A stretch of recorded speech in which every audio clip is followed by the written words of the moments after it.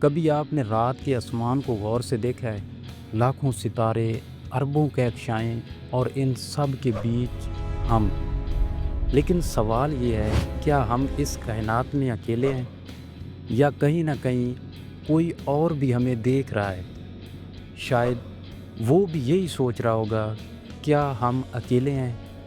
اور یہی سوال انسان کو خلا تک لے گیا، اور پھر انسان نے ایک پاگل پن جیسا فیصلہ کیا۔ اس نے کہا، اگر ہمیں کوئی نہیں ڈھونڈ رہا تو ہم خود اپنا پیغام خلا میں بھیج دیتے ہیں۔ اور یہیں سے شروع ہوتی ہے ناسا کی ایک عجیب و غریب اور سب سے خطرناک مشن کی کہانی۔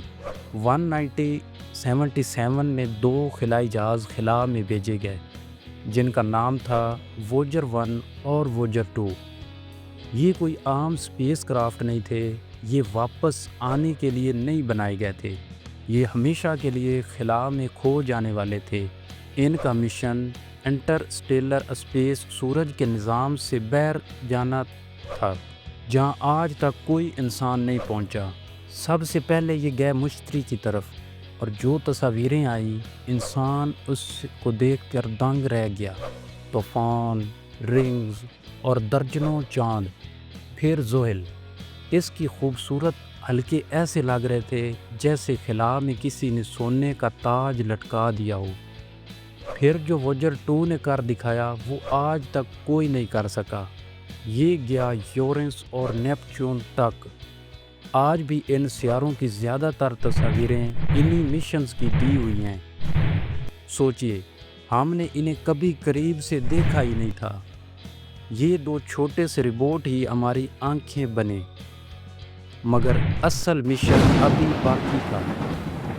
سیارے ختم ہو گئے، روشنی کم ہونے لگی، اور آگے صرف اندھیرا تھا، ایسا اندھیرا جہاں سورج کی روشنی بھی نہیں پہنچتی۔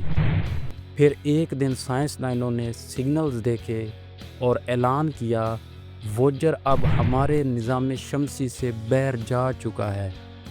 انسان کی بنائی ہوئی پہلی چیز جو دوسرے ستاروں کی دنیا میں داخل ہو گئی۔ سوچئے، ہمارا بنایا ہوا ایک چھوٹا سا مشین اب زمین سے اربوں کلومیٹر دور اکیلا سفر کر رہا ہے۔ لیکن اصل راز ابھی باقی ہے۔ یہ اسپیس کرافٹ خالی نہیں تھے، ان کے اندر رکھا گیا تھا ایک سنہری ریکارڈ، گولڈن ریکارڈ۔ کیونکہ اگر کبھی لاکھوں سال بعد کوئی خلائی مخلوق اسے پکڑ لے تو وہ جان سکیں کہ ہم کون تھے۔ اس ریکارڈ میں کیا موجود تھا؟ زمین کی تصویریں، انسانوں کی آوازیں، 55 زبانوں میں سلام، بچوں کی ہنسی، جانوروں کی آوازیں، موسیقی، یعنی ہماری پوری تہذیب ایک ڈسک میں بند۔ یہ کائنات کا نظام انسانیت کا تعارف ہے، جیسے ہم کہہ رہے ہوں، ہیلو، ہم زمین سے ہیں، ہم دوست ہیں۔ لیکن یہاں ایک ڈراؤنا سوال یہ بھی ہے، اگر واقعی کوئی ایلین اسے ڈھونڈ لے تو کیا وہ دوست ہوں گے ہمارے یا دشمن؟ کیا ہم نے اپنی لوکیشن بتا کر کوئی خطرہ تو مول نہیں لے لیا؟ یا شاید یہ ریکارڈ ہمیشہ کے لیے خلا میں گھومتا رہے گا اور کوئی بھی اسے سنے؟